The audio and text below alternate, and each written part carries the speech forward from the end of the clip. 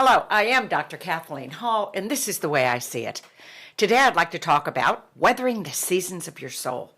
Because your soul, your little or huge Mahatma, which means great soul, is moving through your life at a pace that can either be orchestrated and managed or lived from the outside in, which in our world today and in our time right now in history, it can be orchestrated by COVID or politics or fear or anger or the weather crisis, which continues at every front, the social media ups and downs that we are going through, the mental health crisis we are in the midst of right now, whether it's opioid addictions or whether it's our tremendous suicide rate and the mental health crisis in our young people. So we have a time right now in history where we also have an opportunity not to be the victims and go, oh my God, what am I going to do? Da, da, da. How about let's be the victors, not the victims? So what I did was I was listening to the news and all these things, went out for a walk and went, I wrote about this in my first book. And I talked about weathering the seasons of your soul. And I wanted to reflect on a story I told in that particular section of the book that really changed my life. Back then, it was January of 2005, and I was in Europe. I had just left London. I had done a whole series on global stress for CNN, and I was at their London office. So I was on a Delta flight headed back from London to New York. And I slipped, I'll never forget, I was so exhausted. I slipped off my tight heels and kicked him under the seat. I'd been walking to meetings all over London for days, and I was finally headed back home to New York. I was ticked because I couldn't get a direct flight. The weather had been horrible in Europe, and the only way I could get back was going through Amsterdam. So I decided no matter what happened, or no matter who sat next to me, no matter what the weather was, I was exhausted. I was not going to talk to anybody. I was going to put my little blinders on over my eyes, and I was going to sleep in the plane. And again, totally exhausted. So I closed my eyes, slipped off for a light sleep, and then all of a sudden I heard, I'll never forget it. Excuse me, I think you have my seatbelt on.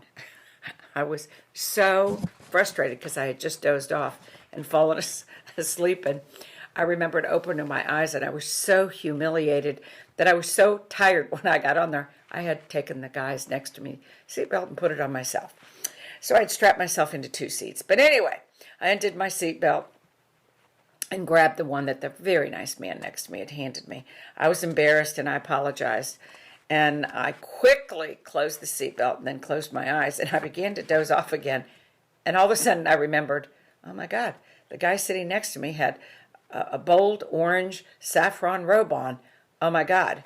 I think it was a monk. So I opened my eyes again and looked over, and there was a saffron robed monk sitting right next to me. So I sat in silence trying to recoup with a smile and save face since I was the one that had done it. But the small monk smiled with his big wide smile, this little energy of peace. He just looked like a little mini Dalai Lama smiling. And the small monk said, "Hello, my name is Sing Lapso." So I was kind of stumbling out of my sleep, and I blurted out, "Hi, my name is Kathleen.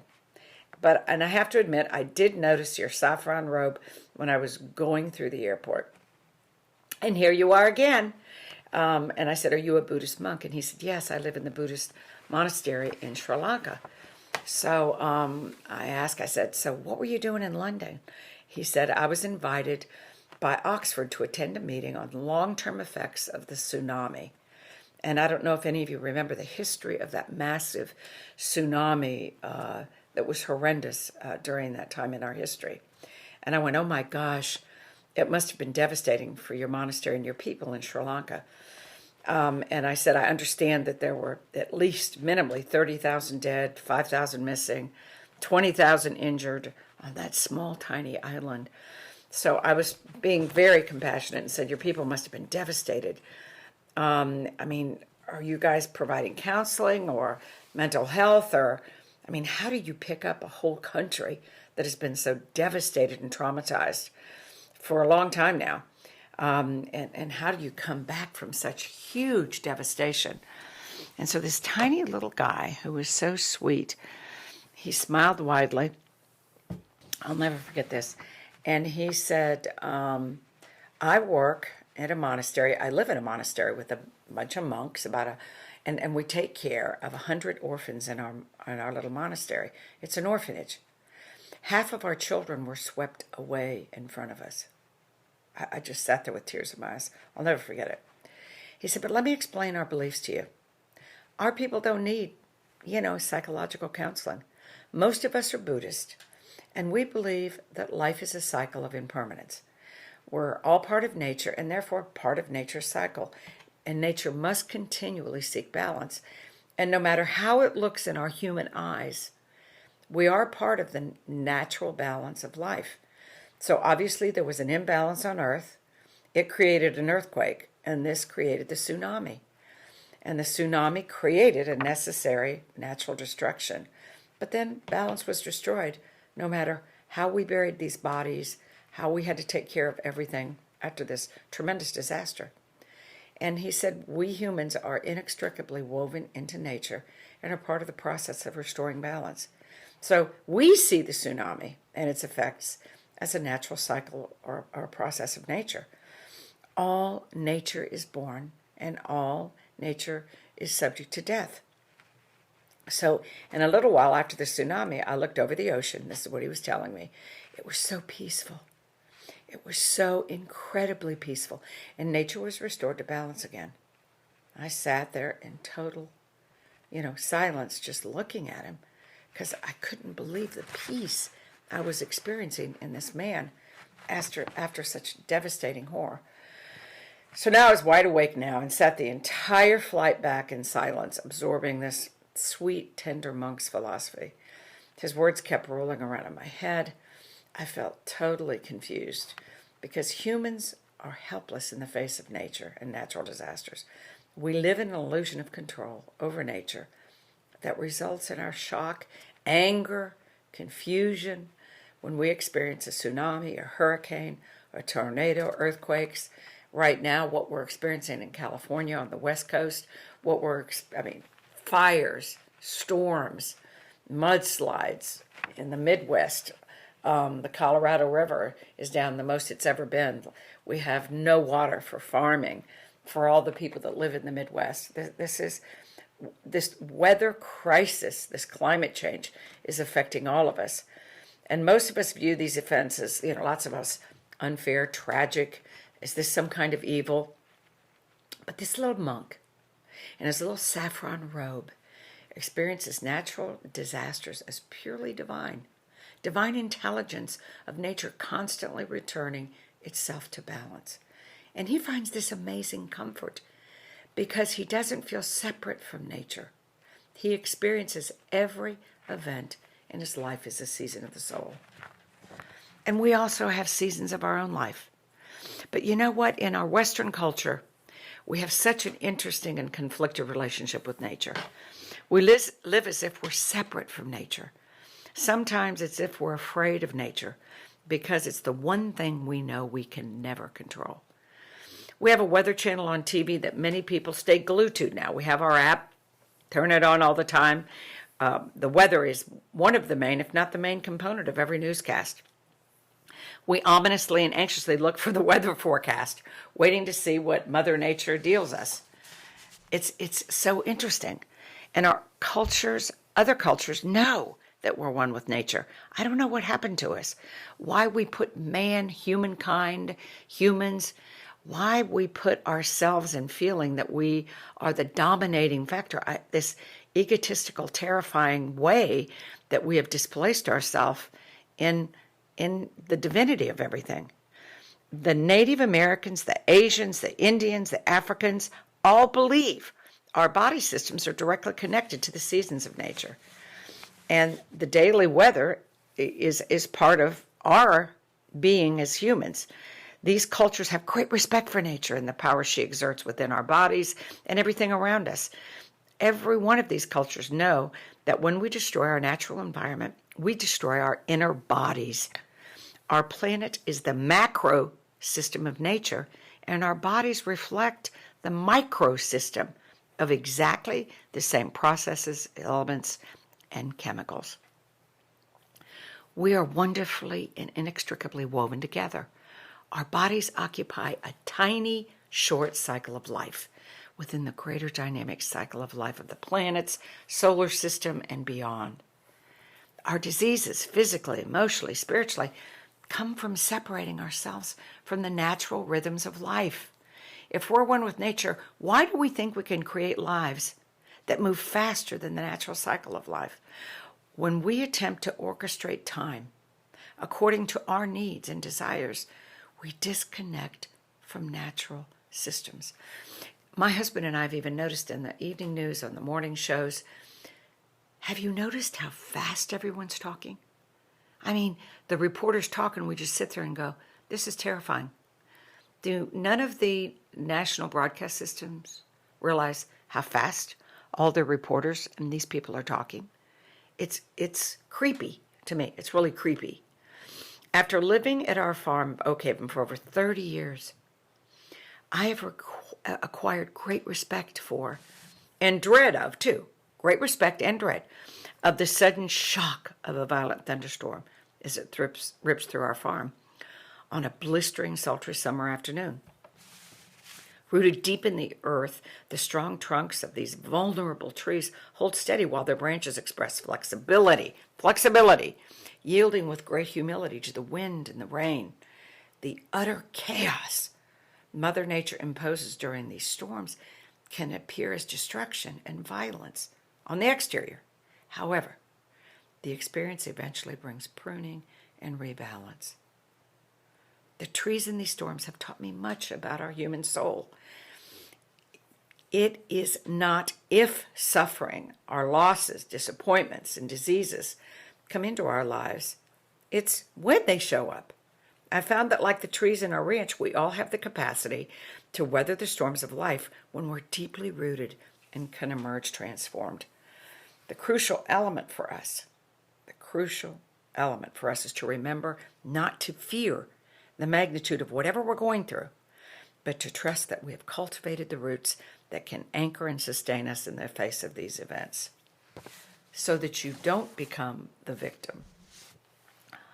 The farmers that live around us in the mountains have taught me quite a bit about being one with the weather, one with nature. The older farmers have ways of predicting the weather. They have taught me many, that with their great awareness, they feel what's going to happen. They become one with it. The old farmer, J.C., who lived next door to us before he died, would pick up a caterpillar and tell me how the spring or winter would be. He'd tell me when to plant my garden on the phase of the moon. He'd look out at the sunny sky and say, well, Kath, or Kay, he called me, or Kath, he said, it's going to be raining by sundown. There was no weather channel. Many of us have lost our deep awareness and our intimate relationship with nature. It's very sad. We live in urban dwellings and feel covered and protected by nature instead of one with it. I really believe that when we disconnect from nature, we lose our reverence and awe for all of life, and especially for ourselves and our neighbors. We lose wonder, W-O-N-D-E-R. But the weather of our lives, the experiences of our lives, help define our meaning and purpose. Instead of attempting to change the weather or to run from storms, we can choose to turn within and cultivate deep roots, a strong trunk, flexible branches. When we turn within, we create the opportunity to emerge transformed by these storms. And in the same way, I want you to imagine a tree complaining of the coming autumn, which is what the season we're in now, and complain about losing its leaves, or whining that its new spring buds aren't the right shade of green. I know it may sound silly, but that's what we do when we resist the cycles of life. The tree becomes a dynamic part of the stages of this magnificent life, never the victim. These ancient trees that we watch become the regal heroes of hundreds of years of surviving and thriving in the direst of circumstances. And you can look at the cross-section of a tree, and if you haven't, I suggest you do, when it's cut down, and know the age of a tree, know what years there were droughts or lots of rainy seasons. It's majestic, and its majestic life is recorded within the tree as a journal. I'm concerned that the society we're living in now have all, or many of us have become victims. We're all victims of this, victims of that, victims of something. Whether it's, I don't want to go into politics. I don't want to go into that right now or whatever. But seriously, we all just feel victimized. It's absurd. I'm a student of history, obviously. I mean, I read 10 major history books a month about individual people that are resilient, times in our history of the world. I mean, we've got to put our big girl and our big boy panties on. We've got to. Because the natural world does not comprehend the concept of victimization. Why should we? Each season throughout the year, each season throughout life offers opportunities, great opportunities, for reflection, choices, and action. So as you weather the seasons, be courageous and confident that you were created to grow and learn from these seasons. The season, spring, summer, winter, fall, can guide you through your life. The interesting fact is, your psychological and spiritual issues will rarely disappear, but they cycle back to you over and over, okay, through your life. For example, anger, fear, grief, shame, those issues will always pop back up. But guess what? You have the opportunity to change them dramatically as you change through the seasons of your life as you age. Nature, in her infinite wisdom, continually reminds us nothing is stagnant. Everything changes. Every breath you just took from a moment ago to now, you are a new person. Every cell in your body has just changed. Every neuron has just changed with a new connection. We are new with each breath and are new with infinite possibilities. Autumn shows us right now that it's time to let go. Be bare. Lose those leaves. Lose everything that doesn't serve you. Be vulnerable. Surrender. As the winds and cold strip the covering and protection of the leaves of the trees, they don't experience panic or fear, but they trust the process. Because it's only in the process of surrender and trust the tree can continue to grow, prosper, and age. The deciduous trees that don't release their leaves are either dying or dead. They are, or they have some disease. And then winter invites us to turn inward, lie fallow, sit in stillness, listen deeply. Winter becomes an opportunity to mirror the natural world. Be courageous. Stand naked as the trees do. Examine this season of your life. Examine your life. I love winter, okay? Eat some soup. Drink some hot chocolate or coffee. Be still. Spring, it's a time for infinite possibilities, potential, and fertility. Reflecting spring, we realize we are a host of opportunities, okay? That we begin planting seeds for our new life, our new happiness. Spring reassures us that after every dark, cold winter of our life, there's bright, warm rebirth. Then, of course, summer invites us to enjoy the leisure and fruits of our lives. The leisure of summer reminds us to rest and play. We've planted gardens. We're eating fruits and vegetables. We are reaping the wonderful rewards of our harvest. The same with our lives. The seasons and cycles of nature are metaphors for us aging, going through our own lives. Aging is a natural, wondrous process that most of us experience as oppressive victimization instead of the divine process that aging is, involving dignity, wisdom, and spirituality. And the quality of our aging from the time you're born, not just when you're over 65, sweetie, or over 50, the quality of our aging is in direct proportion to the strength and depth of your root system. So, You are on the journey of discovering your authentic self. And each season is an invitation to explore that. A pear tree must blossom and produce pears. A cherry tree must bloom and produce cherries. But unlike these trees, you can choose. Spring holds the opportunity, the spring of your life, the seasons of your life, to choose to plant the seeds you want to become your authentic self. Your authentic self is when you feel at one with yourself and your experience. You feel that peace. Your experience, a sense of energy and power and connection.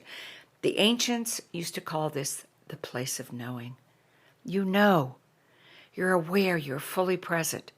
This is an experience of fullness and communion. It feels as if you're living in a state of grace.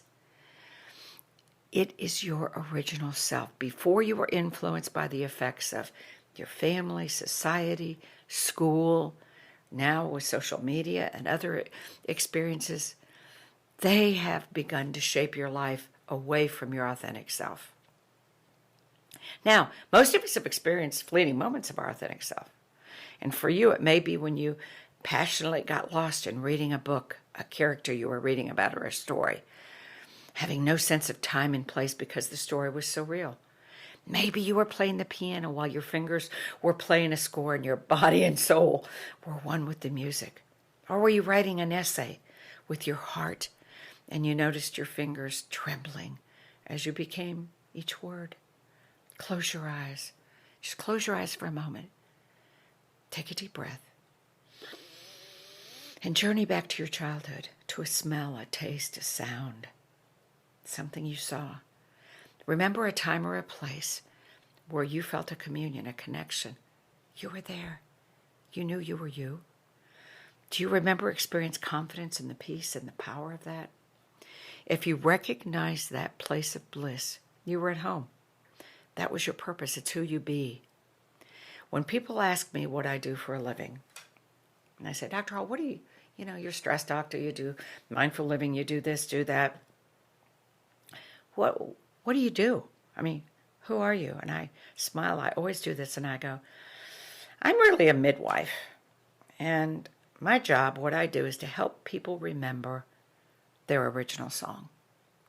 Because I believe from the time you were conceived in your mother's womb, there was an original song. There was an original heartbeat.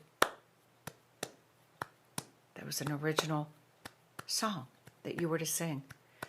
And then you came out from that water into the air, and those lights and the temperature of the room, and everything was a little assaulting. And then your song became lighter and lighter, and you couldn't hear it anymore. And then you needed your pants changed. You got hungry. You learned to walk. You learned to talk. You learned to have to socialize within this family and the constraints of maybe who you were and who you weren't. And your song became less audible, less heard. And maybe many of us got lost. So the natural world issues an open invitation to your life, okay, to bring you back, to hear who you are. But that requires surrender. And remember, surrender is huge. Surrender into that, okay? Surrender and nature are our teachers. Nature, our teacher, is always surrendering, unfolding, transforming, becoming new. Surrender allows you to hear your song again. It brings you new life and prosperity. It brings order to your life and fruits and flowers. And the earth surrenders to the sun, the wind, the rain.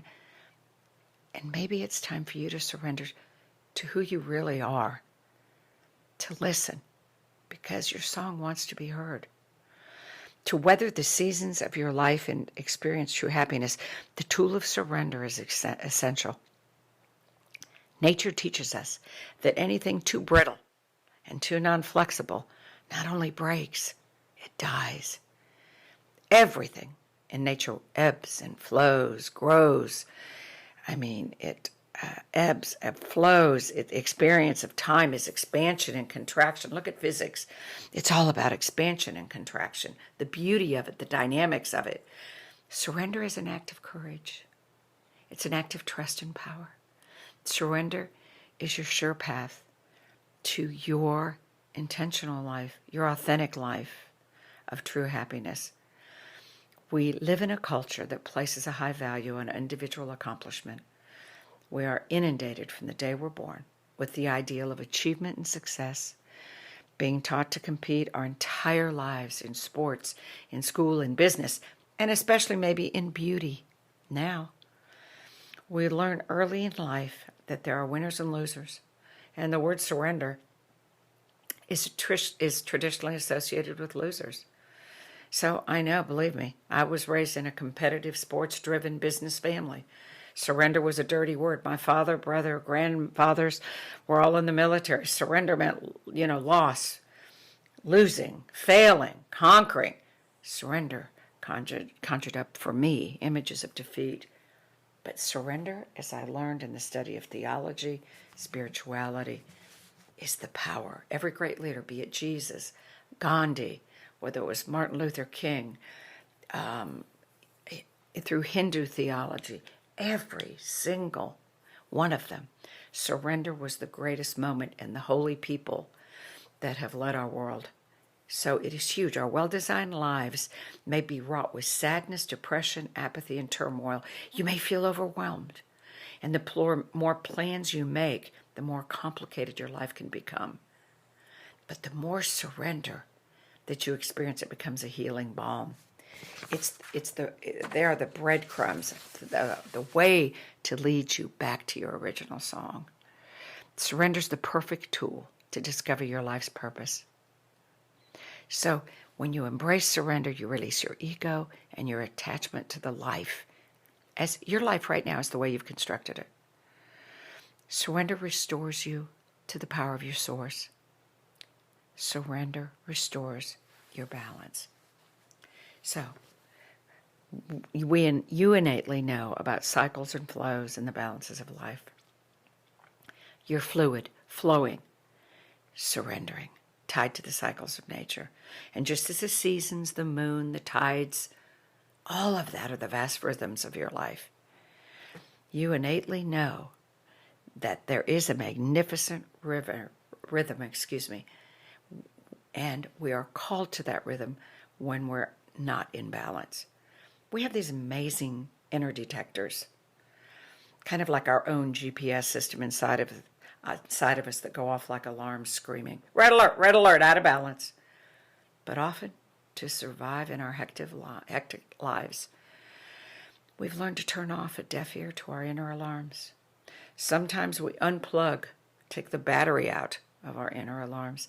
Sometimes we even yank the batteries out to move faster and faster and faster, like a train running out of control on a track. So, it's time to come home. And what I learned about surrender was I decided to face the most terrifying things of my life, and I knew I would when I would surrender. But guess what? When I resigned from my well-orchestrated life, I discovered a life I never could have imagined. A rich, rewarding life that I experience now. My earlier concept of a perfect life is completely different.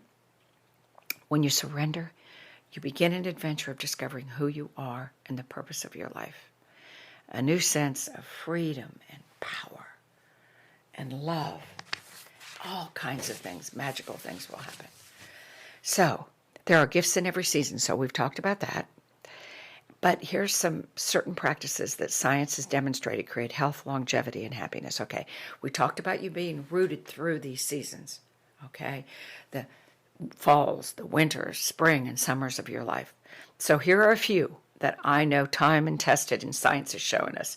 So here, I'm just going to shortly touch on each of these as just things for you to remember through the gifts of every season of your life. Number one is sleep. Sleep is critical, essential. It's something that we don't have reverence for in our culture. Turn off that technology, go to bed, read something. I said, I was personally born and bred in a family that had great reverence for sleep. Naps were huge in our family. Also, when I raised my children, we had nap time. I think even when my kids came home from college and still, we have nap time. during the middle of the day. It is a holy, reverent time. If you do that in your life now, I promise you, at the end stages of your life or maturing stages of your life, as I am in, it is an investment that will bring you joy, happiness, a great marriage, a wealth of energy, and also insight, naps and sleeping at night. Second is exercise. Get moving. Do something. I don't care. I just found the gift of water aerobics late in my life. I couldn't believe it. It's like heaven. Walking. I don't care how you move. Yoga. Stand on your head. Tai Chi, Qigong. Move your body. It is the secret to a magnificent life. And this is, I think, one of the most important is learning. From the time you are young until you take your last breath, please keep learning. Read. Listen to podcasts, watch videos. I don't care what you do. Research shows that continued learning also ensures the survival of new brain cells constantly because you're constantly learning. And it's fun. You're not going to believe the people you meet. Learning. Gosh, I am at a think tank I've been going to for 25 years, and every time it's like, oh my God. It's like having some kind of amazing emotional mental sex. Learning. Food is medicine. We know that now. Please be careful of what you put in your, be mindful, of what you put in your mouth. Next, stress resilience. You have got to take stress seriously. It is the epidemic. It's another pandemic. Stress will destroy your mind, body, soul, marriage, relationships, the job you've always wanted, the career you've wanted. Please take stress seriously. And again, just become aware of what your stressors are. You can go to the Stress Institute. .com, which is one of our babies. You can go to the Mindful Living Network.com or MLN.com and find out all kinds of ways to become stress resilient. And again, it's DNA, so you inherited your stress triggers and also the environment. Next is optimism. We have lots of scientific research that shows remaining positive and having a positive outlook on life benefits your health. You live longer. You even have a different response to viral infections if you're an optimist. Can you believe that? So have a proactive, positive approach to life. It is absolutely amazing. I came from optimists. I was born and bred in it, in my DNA, and have continued this throughout my life. It's fun, too, by the way. And you draw fun, positive people into your life. Laughter. We know that studies show that laughter reduces your stress hormones, boosts your immune system, lowers your blood pressure. I'm telling you, improves your brain functioning. Whatever you do, you can choose to laugh. I don't care. Something happened to me several times yesterday, and I chose to laugh, burst out laughing 10 times yesterday, just as a discipline as I was preparing this podcast. And it was so much fun just laughing at something. Anyway, that's a spiritual practice. The Dalai Lama totally is prescriptive on laughter. Altruism, we call it helper's high. I keep lots of $5 and $10 bills in my pocket and my purse at all times, just because it is so much fun giving money away. You don't have to be a millionaire. Do small things. Give small things away. It's really a lot of fun. See somebody who needs something, buy it for them. Send it to them on Amazon. It's so cool. People moved some things from me the other day, and they didn't have back braces, those things that help you when you lift things. And I said, you're a moving company. Why don't you have that? Because we have to buy them ourselves, and finances are tight. I got their names and addresses and sent them through Amazon, sent them both these back braces so their little young bodies could have strong, healthy backs as they experience their fun in their life. So anyway, my point is do fun stuff, okay? It's fun. Compassion. Compassion is huge. In the world we live in today with all this judgment and political divide, good God almighty, even divisions over vaccines, for God's sakes, help us. We believe in science in our house, so I don't want to talk about that. Anywhere, maybe I do want to talk about it. Compassion. Okay, the Dalai Lama said, and this is a quote, compassion is more important than even religion. Okay, and Jesus was all about it. Talked about compassion all the time, and I think if there was one thing that was taught to us through his life and through the life of Muhammad, through the life of great people, and Martin Luther King Jr., of course, is compassion, compassion, compassion. And the Hebrew word is rachem, which means womb. And so compassion literally means from the womb of God. It has to do with being the very being of God. is compassion. So this isn't a little, light word in scriptures. This is a heavy-duty word. Compassion means coming from the womb of God, dear Lord. Also, a Greek word for compassion is splanachmishvachma. I mean, it's a very long word, which is the word for guts, viscera, bowels. So the writers in the Bible use this word, meaning literally coming from the bowels and inwards of that. When Jesus felt compassion, it wasn't a cerebral thought of, oh, I feel empathy or sorry for that person. No, it was feeling from literally the bowels. He ached with compassion and love for other people. So those are just some tips on weathering the seasons of your life. And be like the wind. Close your eyes, take a deep breath when the wind hits you in the face. When you're feeling water, feel you are the water. Feel the sun in your every cell of your body, and feel that you are that. Be one. And when it's storming, be out there and be one with it. Snowstorm, water storm, flood, I don't care what it is. Be one and feel it move through your body and have a divine life, because you are weathering the seasons of your soul, not in a defensive posture, but in a beautiful, proactive, blessing posture, just like those great sequoia trees. That's who you are. Be it. Live your authentic life, okay? You're supposed to be one of those grand, beautiful beings that share your seeds into the earth to create other seeds. That remember, trees bring us oxygen, that bring life to everything on the planet. That's who you are. That's who your song is. Let's midwife you. So that's the end of today's little message. But listen, we've got a great newsletter. Please sign up for it. Go to OurMLN.com or MindfulLivingNetwork.com. If you have an idea for a podcast or want to do one together, just contact me at, again, the website, MindfulLivingNetwork.com or OurMLN.com, and hit the contact thing and write me a little note and say, hey, I want to do this. Also, please remember our tagline for the Mindful Living Network. One people, we are one planet and one future. One people, one planet, one future. It's our world.